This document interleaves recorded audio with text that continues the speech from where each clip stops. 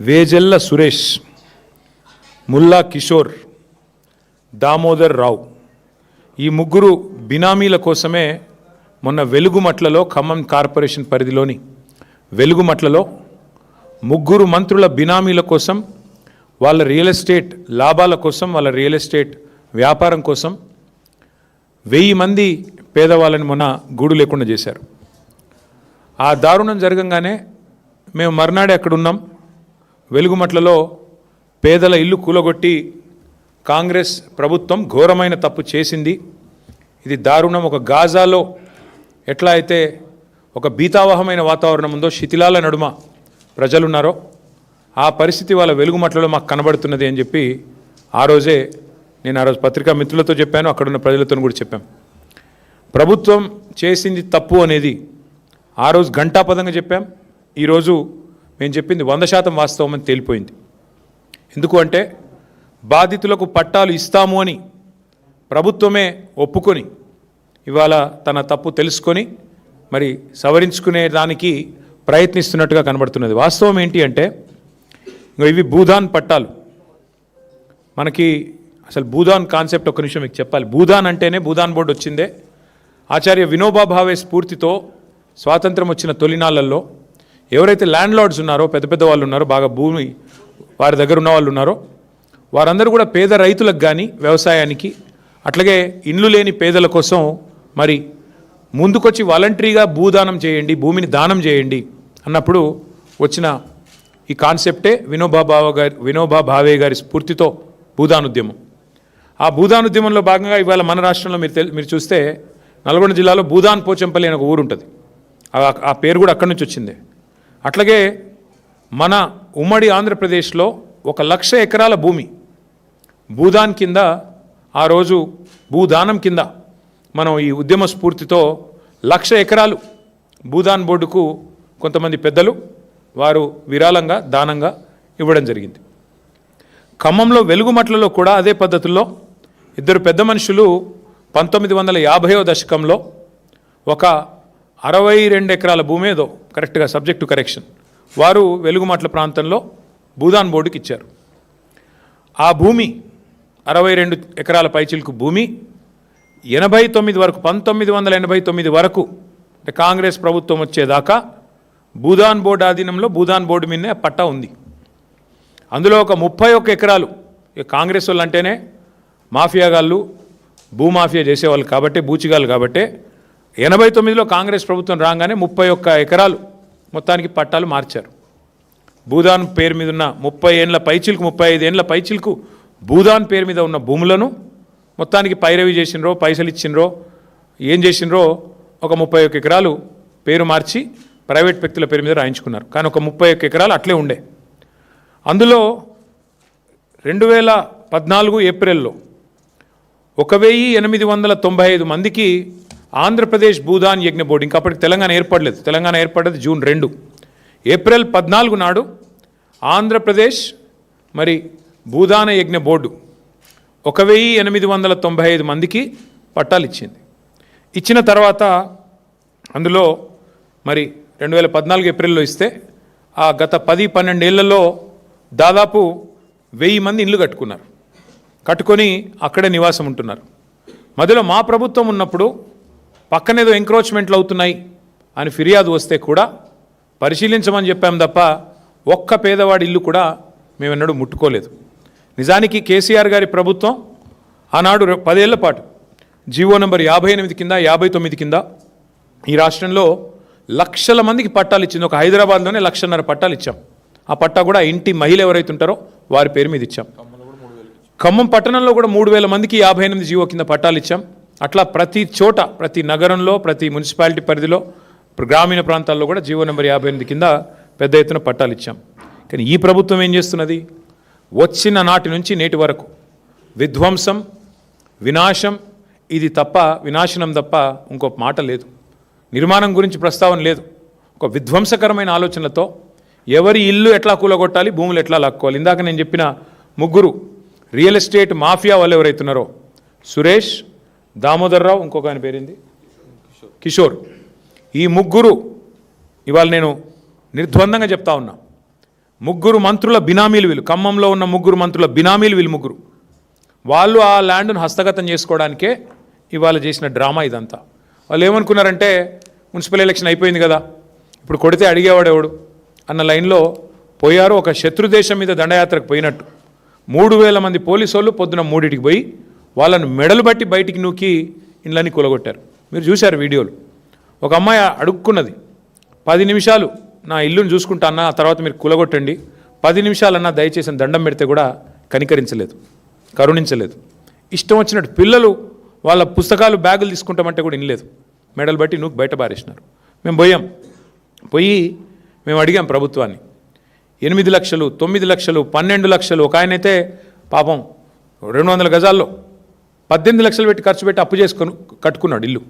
కట్టుకొని కూడా సంవత్సరంన్నర కాలేదు. కాబట్టి ఇట్లాంటి పట్టాలుండి అన్ని రకాల హక్కులుండి, యాజమాన్య హక్కులుండి ఇండ్లు కట్టుకుంటే మీరు ఎట్లా ఇలా కొడతారు అంటే ల్యాండ్ మాఫియా అంటారు. ఎవరండి ల్యాండ్ మాఫియా? ఇప్పుడు నేను చెప్పిన సురేషు, కిషోరు, దామోదర్ రావు వీళ్ళు ల్యాండ్ మాఫియా. మా వెనకాల ఉండి నడిపిస్తున్న ముగ్గురు మంత్రులు మీరు ల్యాండ్ మాఫియా. ఇవాళ ఎంత విచిత్రం అంటే కూల్చిన వాళ్ళే అసలు ఫస్ట్ కూల్చుడు ఎందుకు, మళ్ళీ తర్వాత చేతులు కాలినాక ఆకులు పట్టుకున్నట్టు మళ్ళీ ఆడనే ఇందిరమ్మ ఇల్లు కట్టిస్తామని చెప్పుడు ఎందుకు? వాళ్ళు ఒక్కొక్కరు 10, 12, 18 లక్షలు పెట్టి కట్టుకున్నారు ఇండ్లు. ఇవాళ ఆ ఇండ్లు కూలగొట్టి ఇప్పుడు తీరా హంతకుడే సంతాపం చెప్పినట్టు ఇప్పుడు మళ్ళీ ఈ సిపాయిలే పోయి పట్టాలు ఇస్తారంట. ఎక్కడిస్తారు అది? అక్కడ ఇవ్వరంట. ఎందుకంటే ఆ రియల్ ఎస్టేట్ మాఫియాకి అడ్డం వస్తుంది కాబట్టి పక్కన ఎక్కడో ఇస్తాం, అది కూడా అందరికి ఇవ్వరంట. ఇప్పుడు వాళ్ళకు వచ్చిన ఇబ్బంది ఏంటి అంటే మంత్రులకి శాసనసభ సమావేశాలు ప్రారంభం కాబోతూ ఉన్నాయి 16 నుంచి. మేము వదిలిపెట్టాం, అటు మండలిలో ఇటు హౌస్లో నిలదీస్తాం, ఉక్కిరి బిక్కిరి అవుతారు. ఎందుకంటే ఇలా రియల్ ఎస్టేట్ మాఫియా భాగవతం బయటపడితే తట్టుకోలేరు. అందుకే ఇవాళ ఆగమేఘాల మీద పట్టాల పంపిణీ నిర్ణయం తీసుకున్నారు. నేను ప్రభుత్వాన్ని ఒకటే చెప్తా ఉన్నా, రాష్ట్ర ముఖ్యమంత్రి కూడా ఒకటే చెప్తా ఉన్నా, వెలుగుమట్లలో ఏ నిర్ణయం అయితే మీరు తీసుకోక తప్పలేదో రాష్ట్ర వ్యాప్తంగా మీరు కూలగొట్టిన ప్రతి ఇల్లు ఆ ఇంటికి మళ్ళీ ఆ కూలిపోయిన వాళ్ళకి న్యాయం జరిగేదాకా, వాళ్ళకు పట్టాలు ఇచ్చేదాకా, వాళ్ళకి ఇండ్లు కట్టించేదాకా మేము వదిలిపెట్టాం. ఇది రాష్ట్ర వ్యాప్తంగా హైడ్రా కావచ్చు, మహబూబ్ నగర్లో దివ్యాంగుల కాలనీ కావచ్చు. ఎందుకంటే మీరు చెప్పారు మీ మేనిఫెస్టోలో, ఏం చెప్పారు మీరు? కాంగ్రెస్ పార్టీ మేనిఫెస్టోలో పేదలకు అసైన్మెంట్ భూముల మీద హక్కులు ఇస్తాం. మీరు చెప్పిన మాట, నేను చెప్తున్నది కాదు. పేదలకి అసైన్మెంట్ భూముల మీద హక్కులు కల్పిస్తాం, యాజమాన్య హక్కులు కల్పిస్తామని చెప్పారు. ఇంకా చాలా వాగ్దానాలు చేసినారు మీరు ఏది భూముల విషయంలో. ఇవాళ అట్లాంటి మీరు భూ మాఫియా చేస్తూ ఇవాళ ఆగమేఘాల మీద మళ్ళీ ఇంకా ఈ దిక్కుమాల పని చేసిందే తప్పంటే తప్పుడు పని చేసి మళ్ళీ ఇంకా కవరింగ్ ఇస్తున్నారు. ఇంకా విచిత్రం ఏంటంటే ఇది 147, 148, 149 ఈ 3 సర్వే నెంబర్లు. మొత్తం పట్టాలు 1895 ఇచ్చారు. అందులో కట్టుకున్న వాళ్ళు దగ్గర 1000 ఉన్నారు. ఇప్పుడు ప్రభుత్వం 400 మందికి ఇండ్లు ఇస్తా అంటుంది. ఇది ఎక్కడ న్యాయం? కట్టుకున్న వాళ్ళు 1000 మంది ఉంటే నువ్వు 410 అంటే ఏందన్నట్టు? ఇది బ్రిటిష్ వాళ్ళలాగా విభజించు పాలించన్నట్ట. నీకు నచ్చినోడికి ఇస్తావు, లేనోడికి ఇవ్వవా అంటే అసలు కూల్చిన ఇండ్ల సంఖ్యకి మీరు ఇచ్చే పట్టాలకి పొంతన కూడా ఉండదా? 310 సారీ 410 అన్నాను, 310 పట్టాలు అంటే ఏ అర్థం పర్థం లేకుండా వీళ్ళు నిజంగా నేను అప్పుడప్పుడు అంటూ ఉంటా, ఇప్పుడు మళ్ళీ నిజమే అనిపిస్తుంది నాకు. వీళ్ళు సర్కారు నడుపుతున్నారా, సర్కస్ నడుపుతున్నారా మాకైతే అర్థం కావట్లేదు. కూలగొట్టేది మీరే, మళ్ళీ తప్పుడు లెక్కలు చెప్పేది మీరే, భూమాఫియా అని పెద్ద పెద్ద డైలాగులు కొట్టేది మీరే, మళ్ళీ ఈరోజు చూస్తే అయ్యో అని చెప్పి 4 ఖర్చుకొని మళ్ళీ పట్టాలు ఇచ్చేది మీరే. అది కూడా కొంతమందికి ఇస్తామంటే ఎట్లా అర్థం చేసుకోవాలి మిమ్మల్ని? సర్కస్ నడుపుతున్నారా, సర్కారు నడుపుతున్నారా, ఏం చేస్తున్నారు ఆలోచించండి. ఇంకా సిగ్గులేదా మంత్రికి? వాళ్ళు ఏడుస్తుంటే అక్కడ ఇల్లు కూలిపోయి లబో దిబోమని మొత్తుకుంటుంటే ఒక అమ్మాయి అయితే కాలు ఇరిగిపోయి కుంటుకుంటూ రోడ్డు మీద పరుగులు పెడుతుంటే పెయిడ్ ఆర్టిస్టులు అంటాడు. అసలు నువ్వు మనిషివా మృగానివా నాకు అర్థం కాదు. నిన్ను అన్నా నీకు ఓట్లేస్తే ఖమ్మం జిల్లాలో ఇదా నువ్వు చేసే పని? నేను అందుకే అంటా ఉన్నా, ముందు ఈ ముగ్గురు మంత్రులు, ముఖ్యమంత్రి రేవంత్ రెడ్డి ఆ పేద ప్రజలకి ఎవరి ఇండ్లైతే మీరు కూలగొట్టారో అవమానించే మాటలు మాట్లాడిన దానికి, ఇండ్లు కూలగొట్టినందుకు, గత 10 రోజులుగా వాళ్ళని రోడ్డు మీద నిలబెట్టినందుకు, ఎండకు వానకి ఇబ్బంది పెట్టినందుకు ముందు బహిరంగంగా క్షమాపణ చెప్పండి. అడ్డమైన కేసులన్నీ పెట్టారు వాళ్ళ మీద. ఏమడిగారు వాళ్ళు? మా ఇండ్లు కూలగొట్టొద్దని అడ్డం వస్తే అడ్డమైన కేసులు పెట్టారు వాళ్ళ మీద. ఫస్ట్ ఆ కేసులు విత్డ్రా చేయండి. అట్లాగే నిజంగా చెప్పాలంటే ఆ కూల్చివేతల కంటే కూడా అవమానకరమైన మాటలు ఎంత బలుపు ఎంత కావురం మంత్రులకు నాకు అర్థం కాదు. పెయిడ్ ఆర్టిస్టులు అంటావా? నువ్వు పెయిడ్ ఆర్టిస్ట్వి. ఇలా గవర్నమెంట్లో ఉండి పందికొక్కులాగా ప్రభుత్వ సొమ్ము దోచుకుంటూ 1000 కోట్ల కాంట్రాక్ట్లు నీ కొడుకు కంపెనీకి ఇచ్చుకుంటూ ప్రభుత్వ సొమ్మును పందికొక్కులాగా తింటున్న వాడు పెయిడ్ ఆర్టిస్టు. పేదలు ఎందుకు అవుతారండి పెయిడ్ ఆర్టిస్టులు? నీలాంటి పందికొక్కులు, నీలాంటి దుర్మార్గులు మానస హిల్స్లో ఇల్లీగల్ మైనింగ్ చేస్తున్న పందికొక్కు నువ్వు పెయిడ్ ఆర్టిస్టు. సిగ్గు శరం లజ్జ ఉంటే కాళ్ళు మొక్కి క్షమాపణ చెప్పి వాళ్ళకి ఇండ్లు కట్టించి అప్పుడు మాట్లాడు. ఇండ్లు కూలగొట్టడమే కాకుండా చేసిన దివాలా కోరు పని చేయడమే కాకుండా వెనకాల రియల్ ఎస్టేట్ మాఫియాని ప్రోత్సహించడమే కాకుండా వెధవ పని చేసి మళ్ళీ ఇంకా వెధవ మాటలు మాట్లాడుతూ ఉన్నారు. ఇంకా ఘోరం ఏంటంటే బాధాకరమైన విషయం, అసలు ఒక ఆయనేమో హైదరాబాద్లో ఏసీ రూమ్లో ఇక్కడ కూర్చొని డైలాగులు కొడతాడు, ఇంకొక ఆయన దుబాయ్లో ఉండి వీళ్ళంతా కూడా ల్యాండ్ మాఫియా అంటాడు. ఎవడు ల్యాండ్ మాఫియా? తీసుకొస్తారా పేపర్లు? మీ దగ్గర ఉన్నాయా పట్టాలు? ఎవరిది ల్యాండ్ మాఫియా? ఇలా మీరు ప్రభుత్వంలో ఉన్నారు కాబట్టి ఇష్టారాజ్యం అనుకుంటున్నారా? దీని మీద ఖచ్చితంగా మా ప్రభుత్వం వచ్చిన తర్వాత సమగ్ర విచారణ జరిపిస్తాం, వదిలిపెట్టం. ఏ ఆఫీసర్లు అయితే ఇక్కడ వాళ్ళను భూమాఫియా అనే విధంగా తప్పుడు పత్రాలు ఇచ్చి గందరగోళ వాతావరణం చేసి కేసులు పెట్టి ఆగమాగం చేసి వాళ్ళని 10 రోజులుగా రోడ్ల మీద తిప్పారో వాళ్ళందరికీ నేను చెప్తా ఉన్నా, ఓరిని వదిలిపెట్టం. ఖచ్చితంగా సమగ్ర విచారణ జరిపిస్తాం, న్యాయం జరిగేదాకా వదిలిపెట్టం. 10 రోజుల నుంచి మా పువ్వాడ అజయ్ గారు, మా తాత మధు గారు, మా రవిచంద్ర ఎంపీ గారు మా పార్టీ తరఫున భోజనం పెడుతున్నామండి. భోజనం కూడా పెట్టనీయట్లేదు దౌర్భాగ్యులు. భోజనం పెడతాం, వాళ్ళు రోడ్డు మీద పడ్డారు అంబేద్కర్ భవన్లో అంటే భోజనం కూడా పెట్టనివ్వలేదు మమ్మల్ని. ఆఖరికి నిన్న మొన్న వచ్చి భోజనం పెడుతున్న కాడ కూడా నిన్న చిల్లర పనులు చేసి వాళ్ళ అనుచరుల కోసం భూమాఫియా చేస్తుంది మీరు. ఇంకొక మాట నేను అంటా ఉన్నా, అసలు భూదాన్ భూమి అని మీరే చెప్తున్నారు. నేను కలెక్టర్తో మాట్లాడా, అది భూదాన్ భూమి అంటాడు. మరి భూదాన్ అంటే గవర్నమెంటే కదా. భూదాన్ ఉద్దేశమే పేదవాడికి ఇండ్లు లేదా వ్యవసాయానికి రైతులకు లేకపోతే పొలం ఇవ్వడం కదా. మరి అక్కడే ఇస్తే అయిపోయేది కదా అని అడిగిన. ఎందుకు గులగొట్టిండ్రని అడిగిన, సమాధానం లేదు. ఏందట అంటే పక్కన విల్లాలు కట్టిండట ఒక ఆయన కాంగ్రెస్ ఆయన, ఆ విల్లాలకి ఇది అడ్డం వస్తుందట, అందవిహీనంగా ఉన్నాయంట ఇండ్లు, ఇవి అడ్డం వస్తుందంట, వ్యూ బాగలేదంట, అందుకని వీళ్ళని తీసేయాలంట. ఇందుకే ఈ ముఖ్యమంత్రిని నేను మొదటి నుంచి తుగ్లక్ అంటున్నది. పిచ్చి తుగ్లక్ పనులు కాకపోతే ఏంటండి ఇవి? భూదాన్ బోర్డుల్లో ఇల్లు కట్టుకుంటే పట్టాలు ఇవ్వాలా? నువ్వే చెప్తావు కదా నీతులు. పేదవాళ్ళు తెలుసో తెలియక ఇల్లు కట్టుకుంటే రెగ్యులరైజ్ చేయాలా?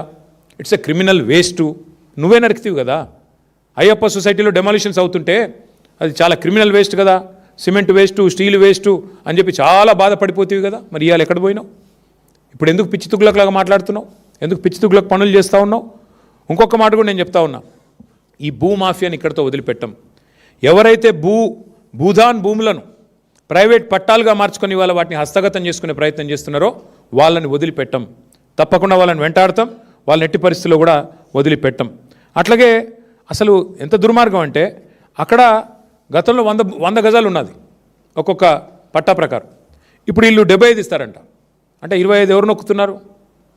పొంగులేటా, తుమ్మలనా, బట్టిగారా, ఎవరు? పేదవాడి గతంలో అక్కడ 100 గజాలు ఇచ్చిందే భూదాన్ బోర్డు. మళ్ళీ అందులోకి వెళ్ళి ఇప్పుడు 75 ఇస్తాం 25 ఏమంటే ఎవడు దొబ్బేస్తున్నాడు? అది మీరేనా? మీ వెనకాల ఉండే బ్రోకర్లా? ఇది చెప్పాలని చెప్పి డిమాండ్ చేస్తూ ఉన్నాం.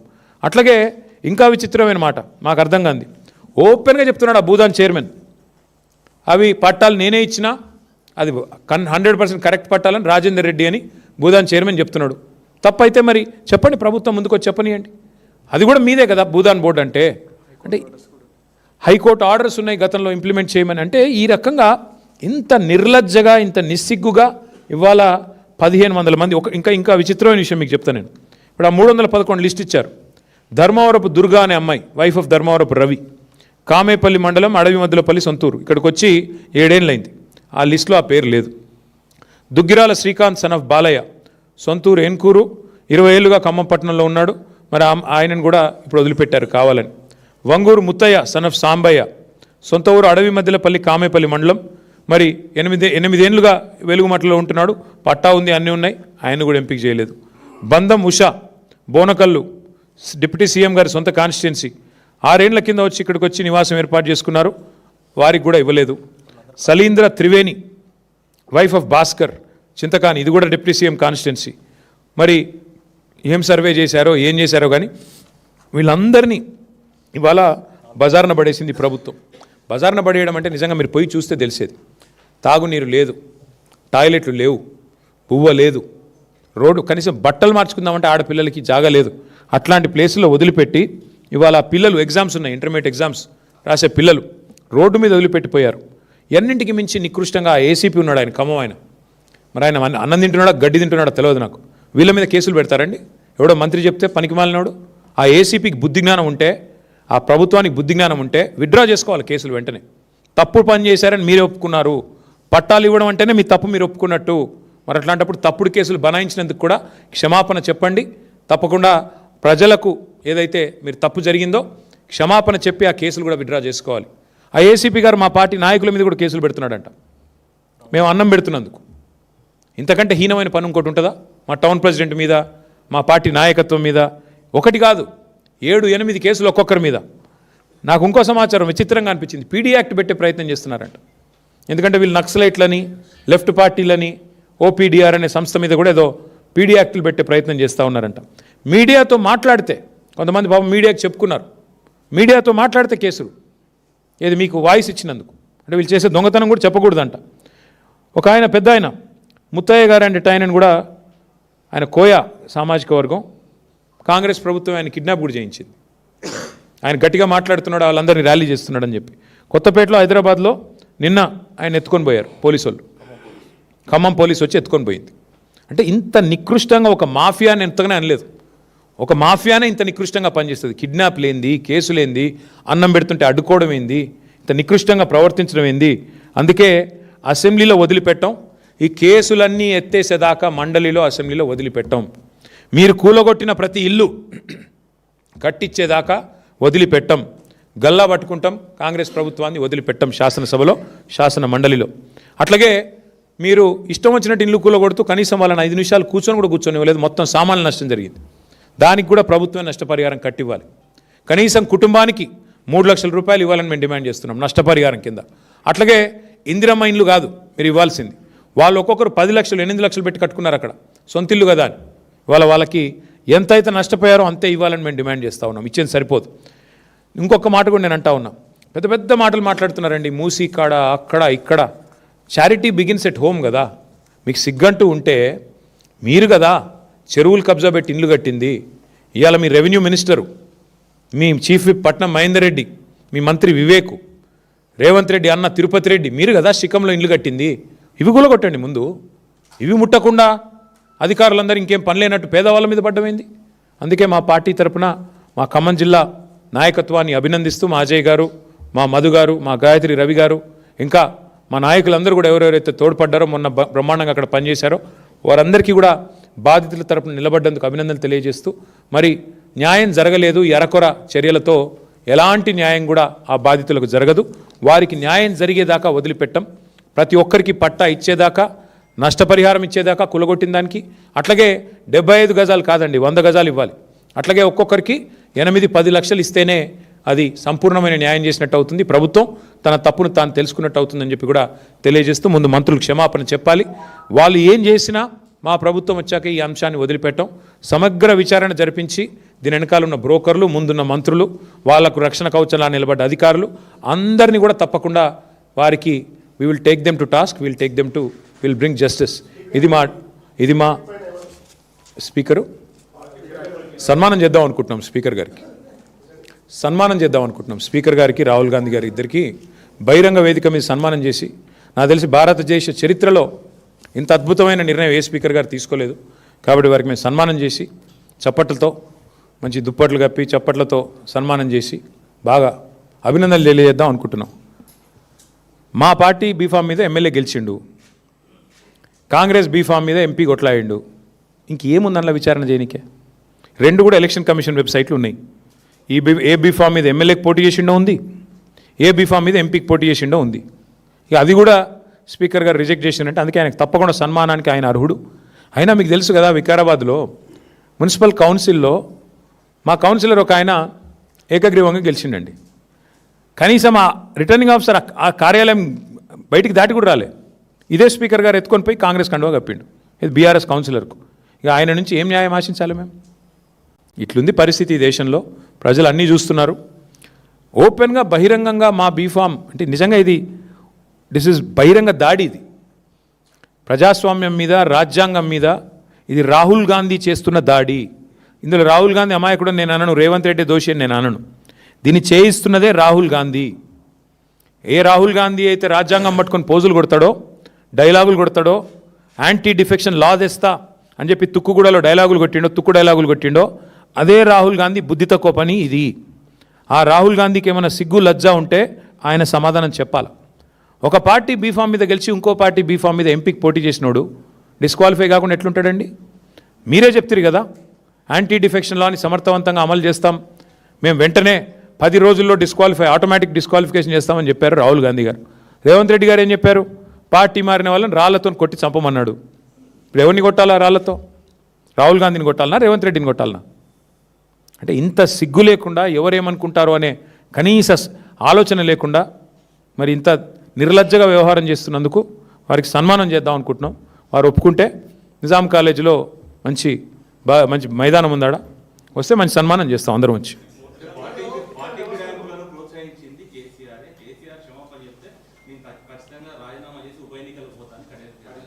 సరే, ఆయన గురించి అంత టైం వేస్ట్లే. కానీ పార్టీ ఫిరాయింపులు స్టార్ట్ చేసింది ఈ దేశంలో బ్రదర్, కొద్దిగా మీరందరూ జర్నలిస్టులు, ఎవడో గొట్టంగాడు అనగానే పట్టుకుంటారు. అట్లా స్టార్ట్ చేసిందే భారతదేశంలో కాంగ్రెస్. ఆయారాం గయారాం అనే కల్చర్ తెచ్చింది ఎవడు? కాంగ్రెస్ కాదా?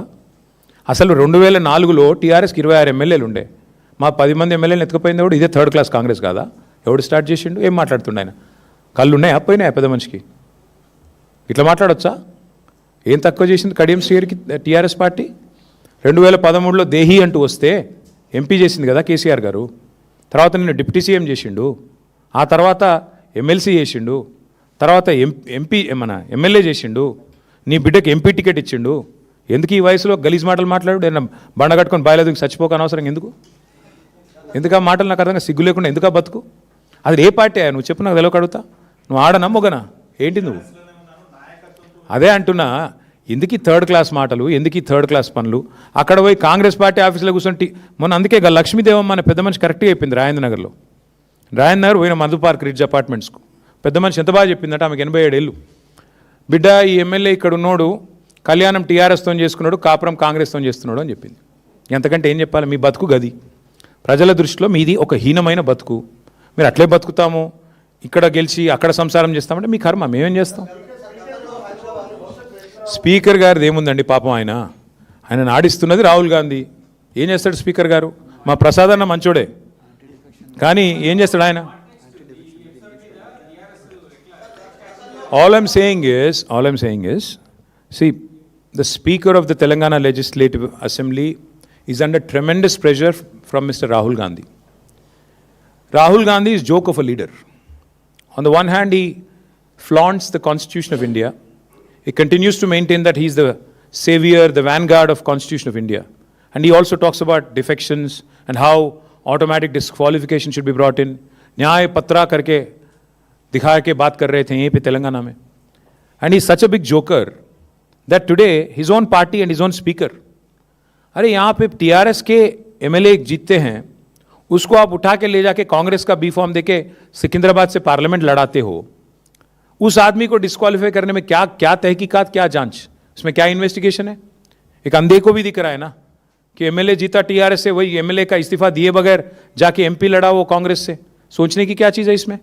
इसीलिए मैं बोलता हूँ Rahul Gandhi is the biggest joker and such jokers should answer the people of Telangana कि अब क्या चला रहे हो, आप सरकार चला रहे हो, सर्कस चला रहे हो. एक तरफ बोलते हो न्याय पत्रा, इतना अन्याय करते हो तेलंगाना के साथ, और कुछ भी बकवास. शुरू किसने किया ये कल्चर डिफेक्शन का? आयाराम गयाराम, यही राहुल गांधी की दादी इंदिरा गांधी ने स्टार्ट किया. आयाराम गयाराम आया कहाँ से? हरियाणा से, आप ही के बदौलत है. उसके बाद में अगर आप देखेंगे तेलंगाना में भी, आंध्र प्रदेश में 2004 में हमारे 26 एमएलए जीत के आए थे, उनमें से 10 को उठा ले गया कांग्रेस, याद होगा आपको. सो इसीलिए हम कह रहे हैं आज जो कांग्रेस पार्टी कर रही है, this is an assault on democracy, this is an assault on constitution of India, and the main perpetrator of this, the criminal mind behind this is mister Rahul Gandhi, who is the leader of opposition. He is the main culprit. Because without his consent, without his permission, I don't think the Speaker of Telangana Legislative Assembly has it in him to take such a heinous decision. That's all I would say on this. Thank you. ఎంత దరిద్రం అంటే speaker కార్యాలయం ఎట్లా పనిచేస్తుందంటే 10 మంది పిటిషన్లు reject చేశారు. కనీసం order ఇవ్వడానికి కూడా భయపడుతున్నారు. మేము ఆర్డర్ ఇస్తే మేము వెంటనే కోర్టుకు పోతామని వాళ్ళకి తెలుసు. ఆర్డర్ కాపీ ఇస్తలేరయ్యా, ఏ చెప్పంటావు? అంటే మాకు కాజ్ ఆఫ్ యాక్షన్ ఉండాలి కదా, ఆర్డర్ కాపీ రావాలి కదా. టీవీలో స్క్రోలింగ్ సరిపోదు, కోర్టుకు పోవాలంటే ఆర్డర్ కాపీ కావాలి, కాపీ ఇస్తలేరు. గంత భయపడుతుండ్రు వాళ్ళు.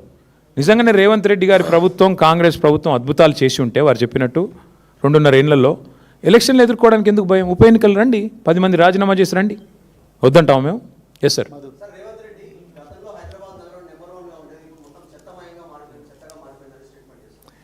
మర్సర్ అనే ఒక సంస్థ ఉంది బ్రదర్. వరుసగా 6 ఏళ్ల పాటు మా ప్రభుత్వం ఉన్నప్పుడు బెస్ట్ క్వాలిటీ ఆఫ్ లివింగ్ ఉన్న సిటీ ఎక్కడ ఉంది భారతదేశంలో అంటే హైదరాబాద్ అని చెప్పి వాళ్ళు అవార్డు ఇచ్చారు. స్వచ్ఛ సర్వేక్షణ అని ఒకటి జరుగుతుంది. అందులో భారతదేశంలోనే 2nd highest number of awards మున్సిపాలిటీలకు గెలుచుకుంది తెలంగాణ. మా ప్రభుత్వం ఉన్నప్పుడు పరిస్థితి అట్లా ఉండేది. ఇవాళ ముఖ్యమంత్రి గారు స్వయంగా మున్సిపల్ మంత్రి, కానీ ఆయన పరిస్థితి ఎంత చండాలంగా ఉందంటే 5,000 ఆటోలు ఉన్నాయి, కానీ వాళ్ళు తిరుగుతుండ్రో లేదో నాకు తెలియదు. అంటే పాపం ఇవాళ నేను చూసిన మా మున్సిపల్ కార్మికులందరూ ధర్నాలు చేస్తున్నారు. మీరు చూపెట్టరు టీవీలో, లేదు మీ బాధ మీది, కానీ మీరు చూపెట్టే ధైర్యం మీకు లేదు ప్రభుత్వానికి వ్యతిరేకంగా. కానీ సోషల్ మీడియాలో చూసిన నేను, వాళ్ళు ధర్నాలు చేస్తున్నారు. ఏమని? ముఖ్యమంత్రి క్షమాపణ చెప్పాలి, సిగ్గు తెచ్చుకోవాలి, బుద్ధి తక్కువ మాటలు మాట్లాడినందుకని మున్సిపల్ కార్మికులు మున్సిపల్ మంత్రి అయిన ముఖ్యమంత్రి రేవంత్ రెడ్డి మాట్లాడిన మాటలకు, మురికి మాటలకు వ్యతిరేకంగా మురికి కూపన్ లాంటి నీ నోరు కడుక్కోరా సన్నాసి అని చెప్పి వాళ్ళు ధర్నా చేస్తున్నారు. ఇంతకంటే ఏం సమాధానం చెప్పాలి నేను? స్పీకర్ గారి కార్యాలయం నుంచి ఆర్డర్ మాకు రావాలి, కాపీ మా న్యాయవాదులకి. వచ్చిన మరుక్షణం హైకోర్టుకు పోతాం, పోయి స్పీకర్ గారు తీసుకునే నిర్ణయాన్ని తప్పకుండా ఛాలెంజ్ చేస్తాం. ఇక అందులో న్యాయపరంగా మాకు ఏ రికోర్స్ ఉందో will continue with that. Thank you. ఎవరైనా ఇంపీచ్ చేస్తున్నారా ఆయన్ని? No confidence. See, we have no confidence in Telangana speaker or speaker in parliament. Anyway, it's one and the same. BJP Congress రెండు ఒకటే. కాబట్టి ఇద్దరు విషయంలో కూడా ఇద్దరిని పక్కకు పెడితేనే మంచిది. స్పీకర్ అనేటువంటి న్యూట్రల్గా ఉండాలి, ఎంపైర్ లాగా ఉండాలి. ఉన్నారా ఇప్పుడు ఎవరన్నా ఈ దేశంలో? కాబట్టి డెఫినెట్గా మాకు లేరు లోక్సభలో, దురదృష్టం మాకు మెంబర్ లేరు. ఉంటే మేము కూడా ఆయన ఎత్తవతల భార్యాలని మేము కూడా ఓటేస్తాం. వాళ్లకు నేను ఏమనాలి, వాళ్ళని ఏం చెప్పాలి? ఇప్పుడు 12 ఏళ్ళు అయిపోయింది తెలంగాణ ఏర్పడి, మేము అభివృద్ధిలో దూసుకొని పోతున్నాం. మాకు వేరే వాళ్ళ గురించి తప్పుడు మాటలు మాట్లాడాల్సిన కర్మ మాకు లేదు. ఆంధ్ర బాగుండాలి, తెలంగాణ బాగుండాలని మేము కోరుకుంటాం. మా తమ్ముడు కృష్ణదేవరాయ గారు కూడా కొంత హైదరాబాద్నే ఉంటాడు, ఆయన కూడా ఇట్లాంటి పిచ్చి పిచ్చి మాటలు మాట్లాడవద్దని వారికి విజ్ఞప్తి. నువ్వు తమ్ముడివి, యువకుడివి, మంచి మాటలు మాట్లాడు, మీ ఆంధ్రప్రదేశ్ అభివృద్ధి గురించి మాట్లాడు, చంద్రబాబు నాయుడు గారు చేస్తున్న గొప్ప పనుల గురించి చెప్పుకో, కానీ మా తెలంగాణ మీద ఏడుపులు బంద్ చేయాలని విజ్ఞప్తి. Thank you. ఎవరిని పిలవాలి? సరే బ్రదర్, ఇక అవి ఏం చెప్పాలి మీకు? అందుకే సన్మానం చేద్దాం వీళ్ళందరికీ. మీరు పిలవండి, మేము సన్మానం చేస్తాం.